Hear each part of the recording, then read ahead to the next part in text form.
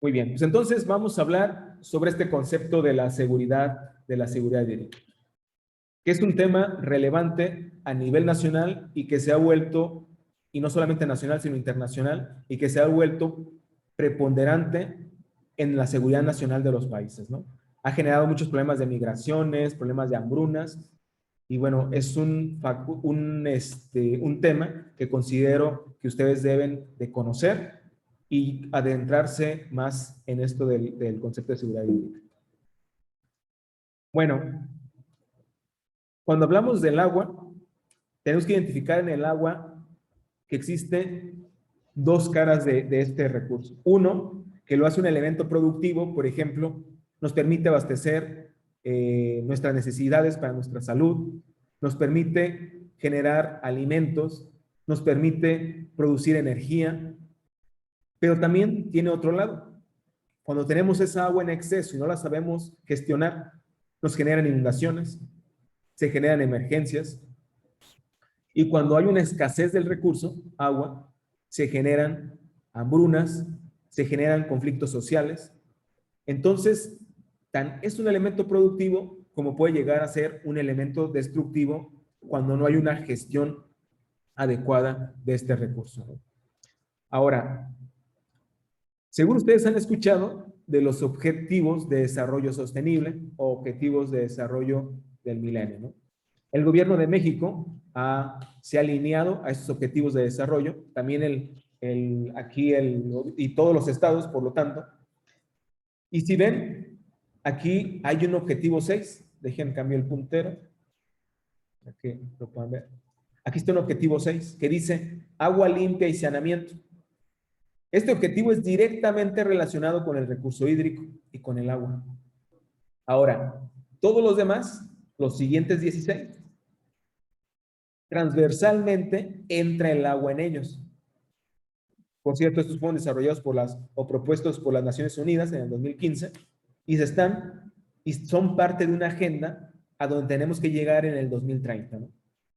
Ahora, ¿por qué digo que es transversal a todo esto? Cuando pensamos, por ejemplo, en reducción de desigualdades, tenemos que meter el agua y el saneamiento, agua limpia y saneamiento. Si requerimos reducir desigualdades, tenemos que comenzar porque a todos les llegue el agua en la misma calidad y en la misma cantidad. No podemos tener colonias donde llegue el agua todos los días y otras colonias donde el agua les llegue solamente cada tercer día, ¿no? Porque eso es desigualdad. Y si queremos llegar a la igualdad, tenemos que meter el agua como parte de. También ciudades y comunidades sostenibles. Si queremos llegar a ciudades de este tipo, tenemos que tener o hacer una gestión y un uso sostenible del recurso agua. Y también para la producción y consumo responsables, también para la industria, para la economía. Y si ven, entra en todo, ¿no? Hambre cero, ¿cómo producimos los alimentos para que haya ese hambre cero? Necesitamos del agua y hacer un recurso, hacer un manejo integral de este recurso.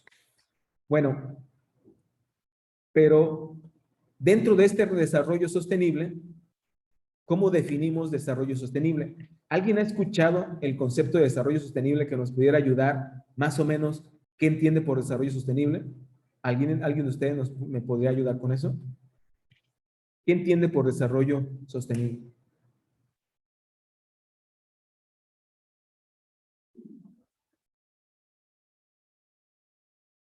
A ver, le voy a pedir a alguien que me ayude. Ismael Álvarez, ¿tú qué entiendes por desarrollo sostenible o qué te viene a la cabeza por desarrollo sostenible?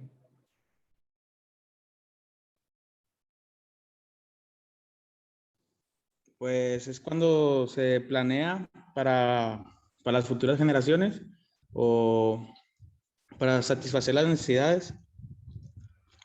Sí, así como lo mencionas, es poder satisfacer nuestras necesidades sin estar comprometiendo a las poblaciones futuras, ¿no? Es decir, sí utilizamos el recurso, pero lo gestionamos de una manera que hacemos que cuando lleguen las futuras generaciones, y a lo mejor nosotros ya no estemos aquí, ese recurso sigue existiendo. Es decir, a eso nos referimos con el desarrollo sostenible. Ahora, para poder alcanzar nosotros este desarrollo sostenible, hay que pasar por la seguridad hídrica. Si no, va a ser muy difícil que lleguemos al desarrollo sostenible. Por eso les decía que el agua es transversal a todos los objetivos del desarrollo sostenible. Porque seguridad hídrica, así de manera ramplona definiendo, sería agua en cantidad y calidad aceptables para nuestra necesidad. Eso sería alcanzar una seguridad hídrica así. Vamos ahorita a la definición más formal, pero así a simple de entrada sería eso. Y tenemos que pasar por este camino, si no, va a ser muy complicado que lleguemos a un desarrollo sostenible si no estamos buscando la seguridad hídrica. Ahora, ¿qué es la seguridad hídrica?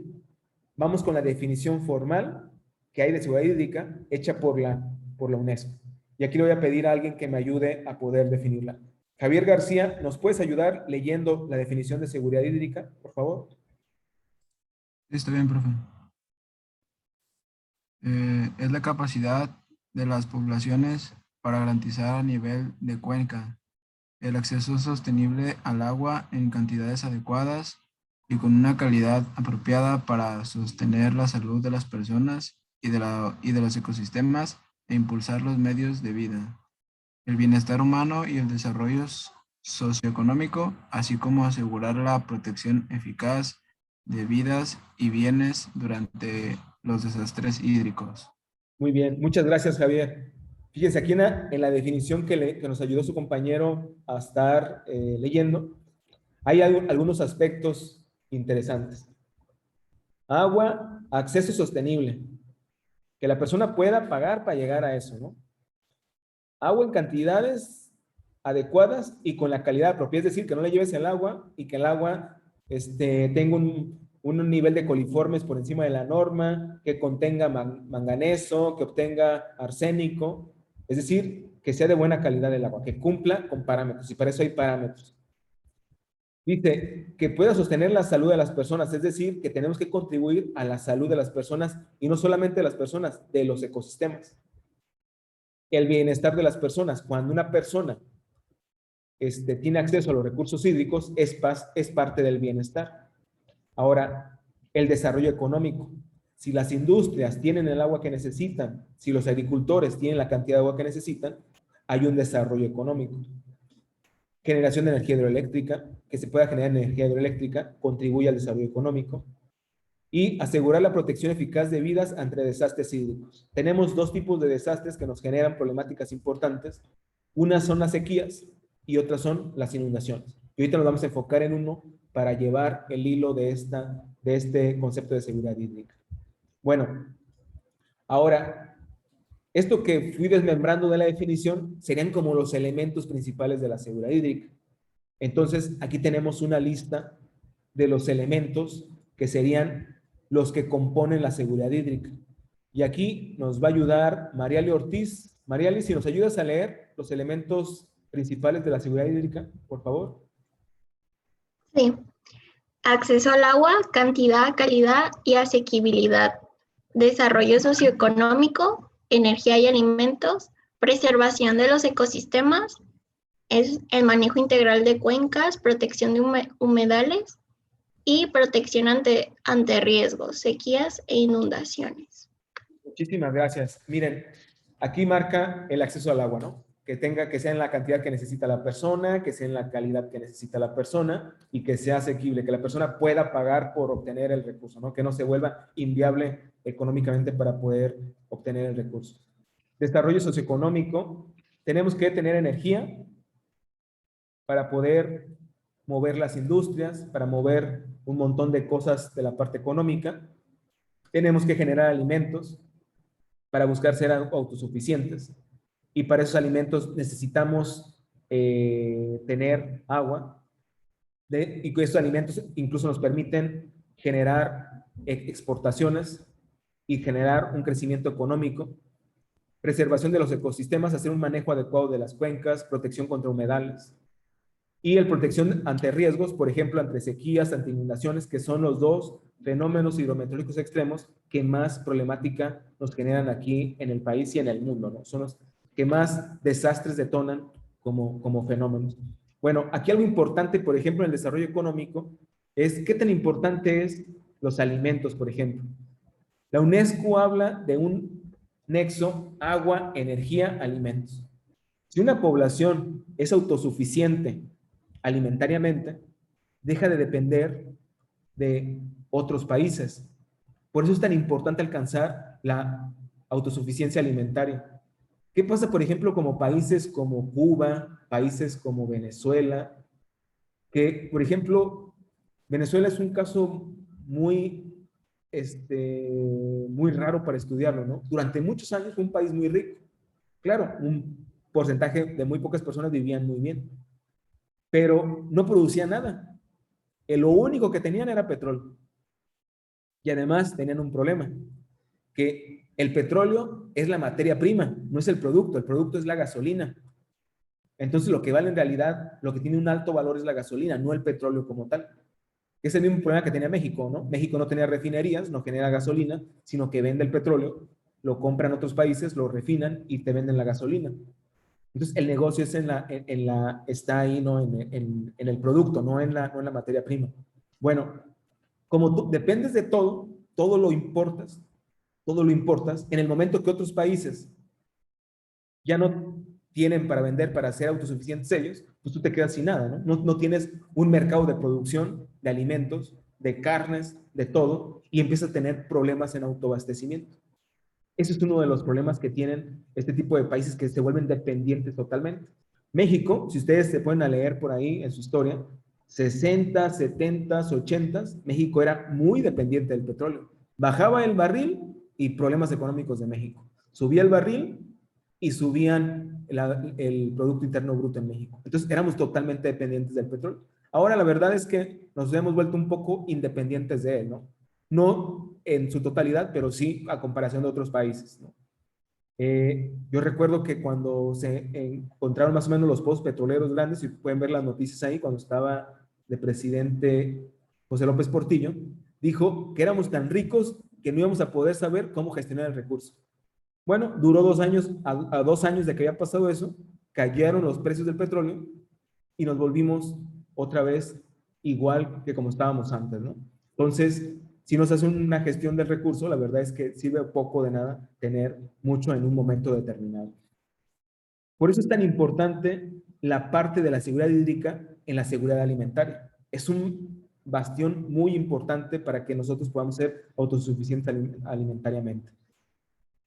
Con respecto a la preservación de los ecosistemas, si nosotros conservamos las cuencas, hacemos una gestión de ellas, protegemos los humedales, los manglares. Por ejemplo, los manglares son tan importantes en la protección ante eventos ciclónicos, por ejemplo, los ciclones tropicales. Nos protegerían, pero nosotros lo que hemos hecho, pues, es destruirlos a favor de desarrollos y además destruirlos de manera sin planeación, ¿no? De manera desmoderada. Y eso ha contribuido a que seamos más vulnerables ante este tipo de fenómenos meteorológicos. Y la protección ante riesgos y sequías e inundaciones, la verdad es que ante unos hemos trabajado un poco más aquí en México, ante otros un poco menos, pero bueno, algo se ha hecho para estar protegidos ante este tipo de fenómenos hidrometeorológicos extremos. Bueno, estos son los elementos de la seguridad hídrica. Ahora, ¿cómo alcanzar la seguridad hídrica? ¿Qué retos podemos tener? ¿Ustedes qué retos imaginan que podemos tener para alcanzar la seguridad hídrica? Les voy a pedir a algunos de ustedes que me digan lo que a ustedes les venga a la cabeza que podríamos tener.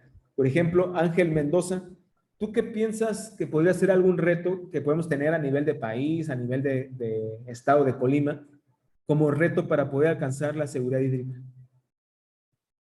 Algo que venga a tu cabeza que podría ser. Pues permitir que en todas las zonas del país donde hay habitantes tengan el servicio del agua. Ok, tener un abastecimiento en todas las ciudades, que todos puedan tener acceso al agua. Sí. Muy bien. Luis Romero, ¿tú qué piensas? ¿Cuál puede ser un reto que nos permita alcanzar la seguridad hídrica? Que tengamos que ir hacia ese reto para poder alcanzar la seguridad hídrica. Yo siento que pues hacer conciencia en el aprovechamiento correcto del agua, ¿no? Como Exacto, hacer un medidas uso. de reutilización o uso adecuado. Así es. Exacto. De hecho, eso que menciona es algo importante, que es un concepto que actualmente se está haciendo, que es lo de economía circular, hacer una reutilización del agua, ¿no? En ciudades, por ejemplo, como Israel, Jerusalén, del agua que se utiliza en el sistema de abastecimiento de agua, el 70% se está reutilizando en el mismo abastecimiento. Mucha gente diría, pero pues, ¿cómo voy yo a utilizar el agua que salió de mi casa? Bueno, es que tuvo un proceso de tratamiento y lo vuelves a reutilizar. Y eso hace que contribuyas a que zonas que antes no tenían abastecimiento de agua puedan tener abastecimiento. Eso es romper un reto, en realidad pues algo social que tenemos la población en México, ¿no? No sé hasta cuánto lo tenga, la verdad es que yo tengo desconocimiento en eso, pero en un congreso, una persona aquí en México de los sistemas operadores dice, es que un mexicano jamás va a reutilizar su agua. Si tú le dices que el sistema operador va a tratar el agua que ha salido del sistema y se lo van a dar para que lo vuelva a utilizar, el mexicano va a estar contra eso. Y entonces, pues suena raro eso porque tenemos países como Etiopía, países como Uzbekistán, países como Turquía, que están reutilizando agua y están haciendo economía circular. ¿Qué nos hace diferentes de ellos, no? Y bueno, ya no hablamos de los países europeos, que eso ya lo tienen años aplicándolo en sus ciudades, ¿no?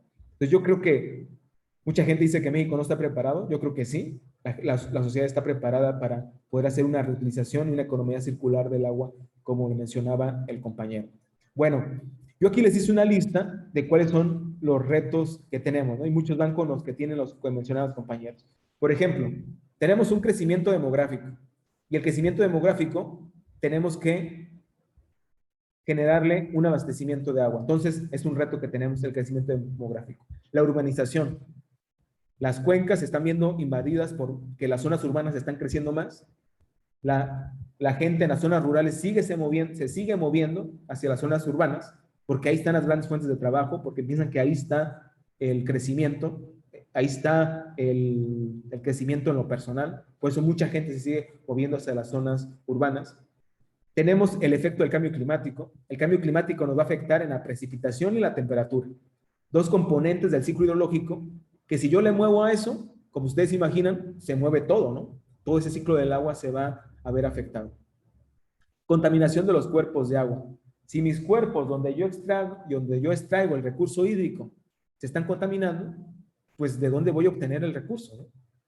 Agua y producción de alimentos. Tengo que ser autosuficiente o buscar la autosuficiencia alimentaria. Crece la población, tengo que generar más alimentos.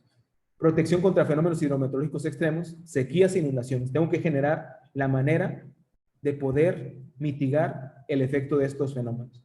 Y la gestión del agua y gobernanza hídrica, que de hecho este sexto es uno de los más importantes. ¿Por qué? Gobernanza hídrica es que tengamos leyes, marcos jurídicos que permitan que todo lo demás se pueda realizar. Por ejemplo, si queremos hablar de crecimiento urbano y urbanización, que siga de acuerdo a lo planeado en los PNDU, en los planes de desarrollo urbano. Pero tiene que haber un marco jurídico para que eso haga y que se sigan esos marcos que están establecidos, que existan leyes que protejan los cuerpos de agua, qué calidad de agua debe ser regresada después de ser utilizada en uso agrícola, en uso industrial, en uso urbano. Y por ejemplo, en la gobernanza hídrica también entra el cómo están enlazados la parte gubernamental del gobierno federal, la parte estatal y la parte municipal.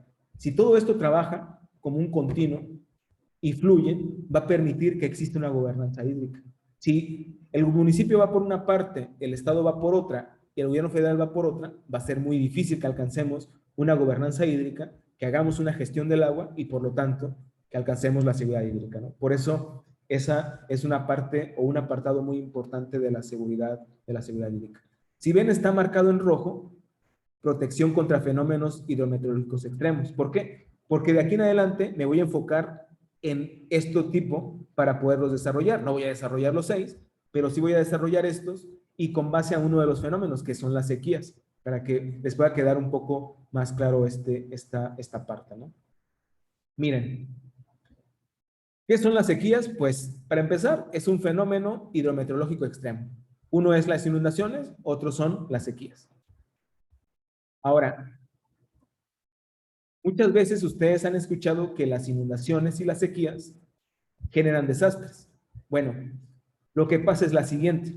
Las sequías y las inundaciones son fenómenos naturales que se vuelven una amenaza. Si esta amenaza tiene una cierta exposición o tiene un agente expuesto, que pueden ser personas o bienes, y estos bienes tienen una vulnerabilidad, esto va a generar un riesgo. Entonces le voy a anotar una ecuación aquí, una ecuación pequeñita, que dice lo siguiente, que el riesgo es igual a una amenaza, que en este caso van a ser las sequías, que se multiplica por el agente expuesto, un grado de exposición, que pueden ser bienes o pueden ser personas. Entonces, para que exista el riesgo, tiene que haber una amenaza, pero tiene que haber agente expuesto. Si no hay agente expuesto, aunque haya una amenaza natural, pues no hay riesgo. Pero, ¿cómo construimos finalmente el riesgo? Si sí hay agente expuesto, calculando la vulnerabilidad de este agente ante esta amenaza.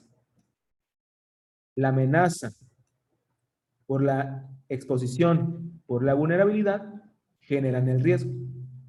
Y este riesgo, si se materializa, genera el desastre. Por eso, aquí coloqué, se materializan muchos desastres en el mundo producto de las sequías, pues se materializan cuando se cumple este riesgo y se genera el desastre.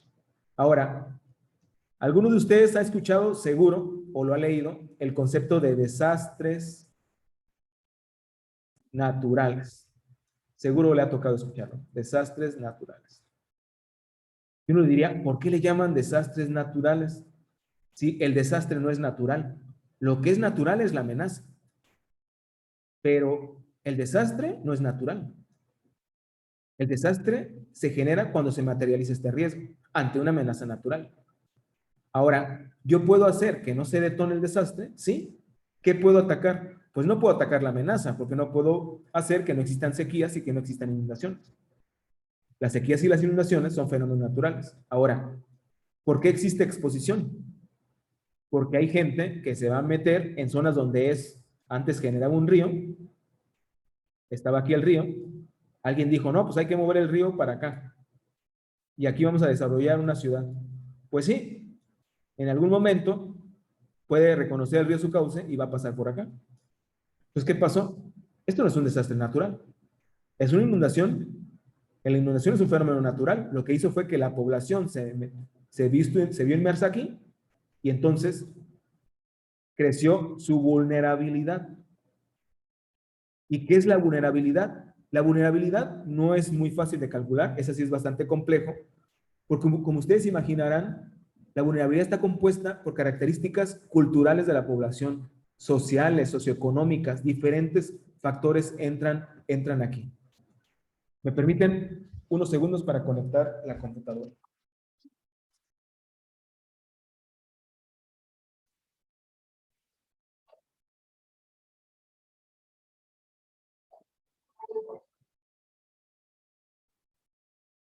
Y entonces, por ejemplo, cuando hablamos de esa vulnerabilidad, decimos, a ver, por un ejemplo de culturalmente, ¿por qué se genera una vulnerabilidad social de una población? Le voy a poner un ejemplo que yo pongo muchas veces porque me tocó verlo. En el año 2014, 2015, no recuerdo bien, 2013, hubo un huracán en la parte de la Riviera Maya que generó muertes en un poblado, pero destacó que la cantidad de mujeres que habían fallecido era más alta que el porcentaje de hombres. Entonces, hay una investigadora ahí en el INTA que se llama Denis Suárez, que es socióloga, ella de formación es socióloga, pero se dedica a investigar problemas relacionados con el agua. Muy bien, pues lo que hizo fue comenzar a investigar por qué había habido más mujeres que hombres. Y lo que encontró es que cuando lo que pasaba en ese pueblo es que solamente los hombres se dedicaban a actividades productivas y las mujeres se quedaban en la casa, porque culturalmente así estaban, era la forma cultural que se seguía ahí en ese pueblo, ¿no? Un pueblo urbano, un pueblo rural, perdón, de la zona maya. Bueno, el nivel de estudios bajo de la población ahí, algunos tenían primaria terminada, la mayoría no. ¿Y qué pasó además de esta parte de la formación que tenían académica? Que culturalmente, cuando salieron los hombres a trabajar, se vino el fenómeno de la inundación, y entonces las mujeres que estaban en su casa se quedaron esperando a que llegaran los esposos de trabajar para irse con ellos a las zonas altas. Bueno, los hombres no regresaron a las casas, sino que partieron directamente a las zonas altas. Por eso fallecieron más mujeres que hombres. Y eso fue una vulnerabilidad socialmente construida a partir de la forma cultural como han sido educados. Por eso es tan importante, cuando uno estima la vulnerabilidad de un fenómeno, ver la parte cultural, la parte económica, la parte de la formación, el acceso a diferentes elementos, y además la parte, cómo funciona la sociedad ahí en ese entorno, ¿no? Entonces, por eso es importante que ustedes reconozcan que los fenómenos o los desastres, perdón, no son naturales. Los desastres son socialmente construidos porque no atacamos la vulnerabilidad. Y si no atacamos la vulnerabilidad, lo que hacemos es que estamos contribuyendo a que aumente ese riesgo, o que ese riesgo no se materialice y se genere el desastre. Alguien podría decir, oiga, profesor, entonces, ¿cómo hacemos que no se generen los desastres? Pues contribuyendo a disminuir, dejen regreso. Ahí estamos en esto. ¿Cómo contribuimos a que no se detone el desastre y que podamos disminuir el riesgo? Como no podemos atacar la amenaza, y si ya tenemos esos agentes expuestos, lo que atacamos es la vulnerabilidad. Por ejemplo, vamos a poner un caso, las inundaciones en Colima. ¿Cómo podemos disminuir la vulnerabilidad de la población? Mira, tenemos un plan de emergencia, tenemos un plan de protección civil, todos lo conocen, toda la población está informado, la población sabe que es una inundación, todos los vados están anunciados, los pasos de río bajos también están totalmente marcados ahí, se mandan patrullas de protección civil para que se paren y no dejen el paso a personas, porque mucha gente es vulnerable. Imaginemos a alguien que se trata de pasar una corriente, y alguien dice, bueno, pues yo puedo pasar esta corriente con mi camioneta. Pues es vulnerable porque no conoce el fenómeno de flotación. Si lo conociera, sabría el riesgo que corre cuando trata de avanzar con un vehículo. ¿Qué pasa? Atraviesa el vehículo y entonces, si la parte de abajo queda totalmente cubierta de agua, va a empezar a experimentar un empuje vertical ascendente, ¿no? Y ese empuje es igual al peso del volumen desalojado por ese automóvil. ¿Y eso qué es lo que hace? Que el peso aparente del automóvil sea menor. Y entonces sea muy fácil para el agua voltearlo o arrastrarlo. Pero si esto la persona no lo sabe, pues se va a seguir aventando y va a haber mucha gente que va a seguir perdiendo la vida por eso, ¿no? Por eso es tan importante que se le dé esa información, que en los manuales que se distribuyan, en los trípticos que se distribuyan de inundaciones, ahí aparezca eso. Y se coloque de manera que hasta un niño lo pueda entender, que es lo interesante, ¿no? Esa parte. De hecho, ese libro que están leyendo de Aguas con el Agua, así se diseñó por parte del INTA, que cualquier persona de cualquier edad le pueda quedar claro en la forma en que esté escrito la problemática del agua en el mundo y en México en específico. Muy bien, entonces vamos a continuar con esta parte, ya que espero les haya quedado más claro lo de los desastres. Y lo siguiente. Miren, ¿qué tanto o qué datos tenemos en México de los desastres? Aquí está lo que Senapred ha recabado del 2000 al 2015 sobre todos los desastres: actividades volcánicas, derrumbes, hundimientos, deslizamientos de tierra, sismos, temperaturas extremas. Si ven, las sequías están por encima en daños económicos que los sismos, y casi al nivel en personas afectadas. Es decir, que la sequía es un fenómeno natural importante que afecta y que llega a materializarse en desastres. Si ven, el que más está aquí marcado, pues son las inundaciones, los ciclones tropicales, todos los que tienen que ver con la parte de las inundaciones, ¿no? Y pueden ver aquí los daños en millones de pesos. Ahora, ¿cuál es una característica importante de las sequías con respecto a las inundaciones?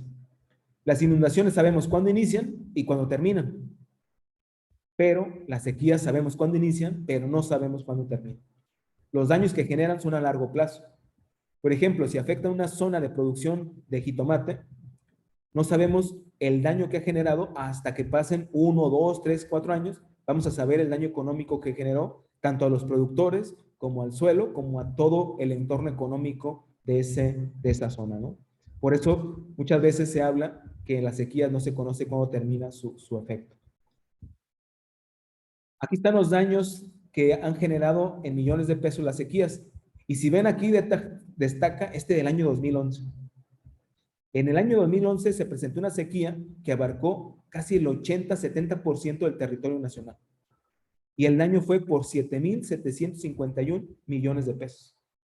Claro, ha habido años húmedos en que ha sido cero, años donde ha sido muy pequeño el daño, porque solamente una muy pequeña parte del territorio ha sido afectado. Otra importante fue la del 2013, donde solamente el 40% se afectó, 50% del territorio, fue de 3,900. Pero este de 2013 nos afectó a todo el territorio nacional y Colima estuvo incluido en este evento. Muy bien. ¿Qué pasó en este año, en el 2021? Aquí este es el monitor de sequías que tiene la Conagua. Si ven, esto es del 15 de marzo del 2021. ¿Hace qué? Marzo, abril, mayo, junio, julio, agosto, septiembre. Hace 5 o 6 meses. Casi 6 meses. En marzo, el 80% del territorio está experimentando algún grado de severidad de sequía. Desde los más severos, que era el color rojo intenso, que era como estos. El grado rojo, sequía extrema, que vemos esto aquí. Sequía severa, la parte más café. Una parte de Colima estaba con este grado de sequía. Sequía moderada, que estaba casi el 80% del territorio de Colima. Y anormalmente seco, que es la parte amarilla. Si vieron, gran parte del territorio experimentó una sequía. Si ustedes ahorita entraran al monitor y lo revisaran, verían que casi no hay nada, porque los ciclones han contribuido a mitigar la sequía, pero nos han generado otros problemas que son las inundaciones, como lo han visto ustedes aquí a lo largo de las carreteras que conectan hacia Minatitlán, hacia la Becerrera, de Coquimatlán hacia la parte de Madrid, toda esa parte, se han generado problemas con el funcionamiento por las inundaciones. Se llenan las presas, se disminuye la sequía, pero tenemos otros problemas. Muy bien. Entonces, parece hasta aquí, esto que les he presentado, que existe un vínculo entre lo que es sequía y lo que es escasez de agua. Parece que hay un vínculo importante. Aquí les muestro una foto. Esta foto que está aquí es de una presa que está cerca de Carácuaro, de Huetamo, por aquella zona, pegado que es la colindancia entre Michoacán y Guerrero. Y si ven, está aquí una persona tomando una foto a este templo, que está dentro del vaso de almacenamiento de la presa. Bueno, en años normales, esta presa cubre totalmente este templo. No se ve, tenía años que no se veía. Este del 2021 hizo que llegara a este nivel esta presa. Hay momentos en que se para el acceso a agua a los agricultores porque no se puede extraer más agua, queda muy poquito, solamente la necesaria para el abastecimiento de agua, que fue lo que detonó el problema, por ejemplo, ahí en la parte de Chihuahua, ¿no? Que seguro lo vieron en las noticias. Bueno, algo importante ya nomás como dato histórico de este templo, es que este templo que está aquí fue uno de los sitios donde José María Morelos y Pavón, cuando egresó del Colegio San Nicolás, aquí estuvo dando misas, ¿no? En este templo que está aquí. Por eso tiene ahí un valor histórico ese templo. Ahora, regresando a la parte de la sequía y la escasez de agua, yo tendría una pregunta, por ejemplo. ¿Es la sequía la única causa de la escasez de agua? No. La sequía es un fenómeno natural, pero nosotros podemos generar una sequía operativa, que es cuando las actividades del hombre generan la escasez de agua. Por ejemplo, el uso descontrolado del agua. Si yo no hago una gestión del recurso y lo uso de manera desmoderada, voy a generar un problema de escasez de agua. Y a esto se le va a llamar sequía operativa. ¿Qué puede pasar? La contaminación de las fuentes de abastecimiento. Las fuentes de abastecimiento no se contaminan de forma natural. es por factores antropogénicos, es decir, actividades del hombre. Y eso va a generar también escasez de agua y por lo tanto de la sequía. Entonces la sequía es una amenaza que vamos a tener de manera constante y que va a estar como una amenaza a nuestras fuentes de abastecimiento. Aquí en este caso en Colima, Villa de Álvarez, pues tenemos una parte subterránea, una parte superficial y nos van a estar teniendo esa amenaza. Ahora, ¿nos sirven las sequías? Aquí vemos, por ejemplo, lo que ha pasado con Etiopía. Lo que ven en color naranja es la variación de la lluvia. Y en color azul pueden ver el crecimiento del PIB. Y en color rosa, el crecimiento de la porción agrícola de lo que le toca al PIB. Creo que es evidente que el crecimiento del PIB está vinculado a la variación de la lluvia. Más lluvia, crece el PIB. Hay poca lluvia, disminuye el Producto Interno Bruto. Entonces, Gray y Sadoff en este artículo del 2017 decían que éramos rehenes de la ideología. Y si pueden ver aquí el título del artículo que publicaron, ¿no? Hundirnos o nadar. Seguridad hídrica para crecer y desarrollarnos. Ellos ya empezaban a hablar de la seguridad hídrica como un aspecto muy necesario para poder desarrollarnos de manera sostenible. Entonces, monitorear las sequías va a contribuir a reducir la vulnerabilidad de una sociedad ante este fenómeno. Es una forma que podemos hacer que la sequía no detone en un desastre, o si se detona en desastre, mitiguemos los daños que se generan, mitigando la vulnerabilidad de una sociedad ante este fenómeno natural. Pero hasta aquí no hemos definido qué es una sequía, ¿no? Solamente lo podemos identificar como pues menos lluvia. De acuerdo a lo que he visto hasta ahorita, pues podría yo decir es menos lluvia. Pero aquí está una definición formal. Definición de sequía. Entonces, le voy a pedir a alguno de ustedes, para que no se vayan a dormir, que nos ayuden a leer, ¿no? Sara Valencia, ¿nos puedes ayudar a definir la definición de sequía, por favor? Sí. Es un evento natural y recurrente y una parte normal del clima de todas las regiones del mundo, sin importar cuán húmedas sean o secas sean. Muy bien, muchas gracias. Miren, esta definición que nos leyó su compañera dice que es un evento natural, es decir, es parte del clima, ¿no? No es algo anormal. Es recurrente, es decir, se va a estar presentando de manera periódica, aunque no siempre en un mismo lapso de tiempo. Es decir, se puede presentar hoy, este año, y puede que el siguiente no, pero puede que entre sí, o puede que el siguiente año se presente también y que 2 años seguidos tengamos sequía, o puede pasar 10 años y que no se presente sequía, ¿no? Entonces es un evento recurrente. Ahora, puede presentarse en cualquier región del mundo y no importa que sean húmedas o secas. Alguien podría ir a Torreón o a Mexicali y diría, pues Mexicali siempre está en sequía o Torreón siempre está en sequía. No, eso no es sequía. Por eso vamos a ver qué no es una sequía, ¿no? Entonces, para eso me voy a mover a la siguiente definición. Antes voy a mostrarles los impactos de la sequía, ¿no? En los ámbitos ambiental, social y económico. ¿Cómo impactan las sequías en la parte ambiental? Bueno, hay impactos directos e indirectos. Es decir, si afecta en esto, de manera indirecta, ¿a qué puede afectar, no? Impactos ambientales, en humedad de suelo, disminución de niveles de agua, disminución en la descarga de aguas subterráneas, disminución de flujo en manantiales, disminución de flujo en cauces, disminución de los niveles en lagos, niveles en presas, disminución de velocidades en flujo, disminución de la profundidad del flujo, y de manera indirecta, al afectar esto, va a afectar la calidad del agua, el desarrollo de plantas, el desarrollo de hábitat, especies en peligro de extinción, la generación de tolvaneras, incendios forestales. Tolvaneras, tan fácil como que si ustedes pasan en Sayula entre marzo abril, y no ha habido ninguna lluvia, se generan un montón de tolvaneras porque los niveles de la laguna disminuyen mucho.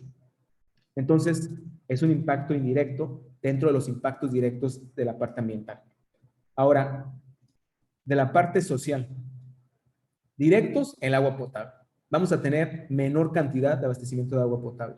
Y de manera indirecta, conflictos entre el agua, porque esa colonia sí le mandas agua, porque esta colonia no. Desempleo, hambruna, pobreza, va a tener que migrar gente, va a haber problemas de salud. Si la gente no tiene agua potable, va a tomar agua de cualquier fuente. Y si está contaminada, va a generarse problemas de salud y por lo tanto se pueden detonar en muertes. Entonces, puede tener muchos impactos sociales. Impactos materiales o económicos, va a haber mayor extracción de agua subterránea, mayor extracción de agua superficial, vamos a tener que descargar más agua de las presas va a disminuir la producción agrícola.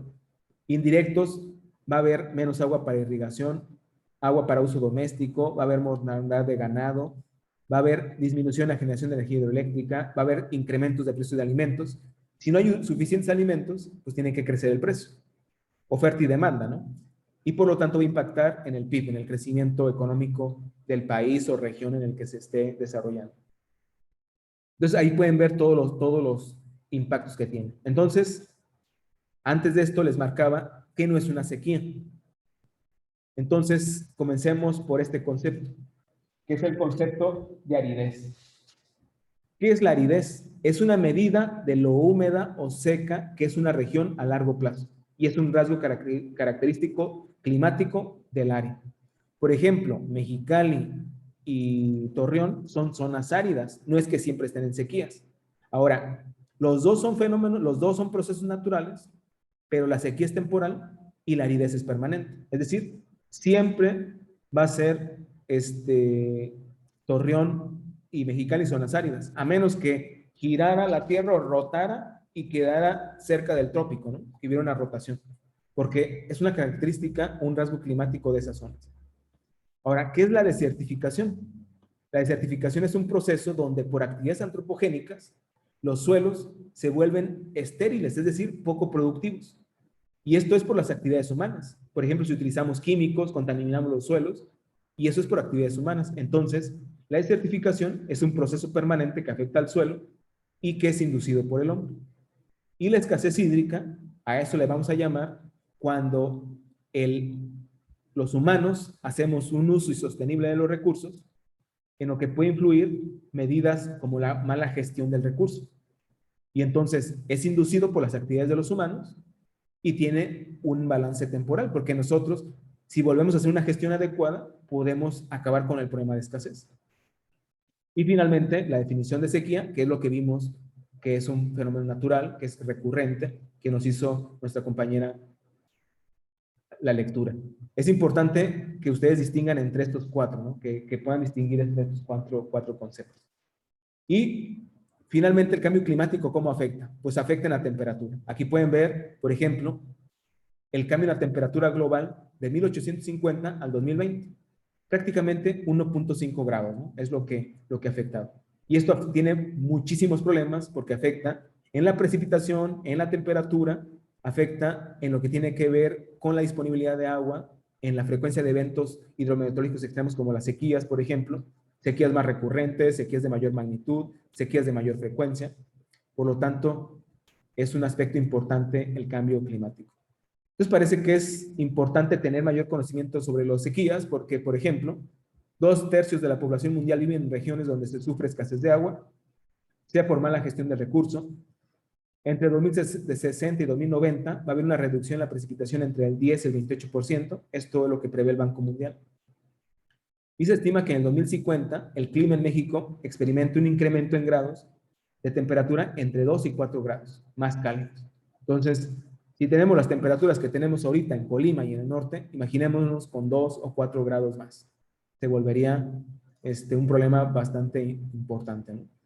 Y bueno, el cambio climático va a ser el agua, el medio a través del cual vamos a empezar nosotros a resentir los efectos del cambio climático. Vamos a tener sequías, desertificaciones, olas de calor, pérdidas de ecosistemas, menor recarga de acuíferos, afectación de la regulación del clima y disminución de humedad en el suelo. Muchísimos problemas se van a detonar producto de la vulnerabilidad que tenemos ante las sequías y los efectos del cambio climático. Ahora, reflexionando finalmente sobre el concepto de seguridad hídrica, ¿qué podemos hacer para contribuir a la seguridad hídrica en nuestro país, ¿no? Pues yo creo que a nivel personal, lo primero que tenemos que empezar a hacer es hacernos unas preguntas. Conocer cuál es nuestra seguridad hídrica, cuál es nuestra dirección hídrica. Así como sabemos cuál es nuestra dirección donde vivimos, sabemos cuál es el número de nuestra casa, cuál es la calle, cuál es la colonia, cuál es nuestro estado, cuál es nuestro país. Tenemos que aprender a conocer en qué cuenca vivimos, sobre qué acuífero estamos, en qué condiciones de sobreexplotación se cuentan, cuáles son nuestras fuentes de abastecimiento, a dónde va a parar el agua una vez que es utilizada en nuestra casa, si recibe tratamiento, si no, cuál es el nombre del organismo operador de mi ciudad, qué planes tienen, qué información cuentan, involucrarme en estas acciones, ¿no? Porque al final todos somos parte de una cuenca y todos tenemos que contribuir a la gestión del recurso. Y con esta forma vamos a poder contribuir a alcanzar la seguridad hídrica, ¿no? Esto es con respecto al tema de la seguridad hídrica.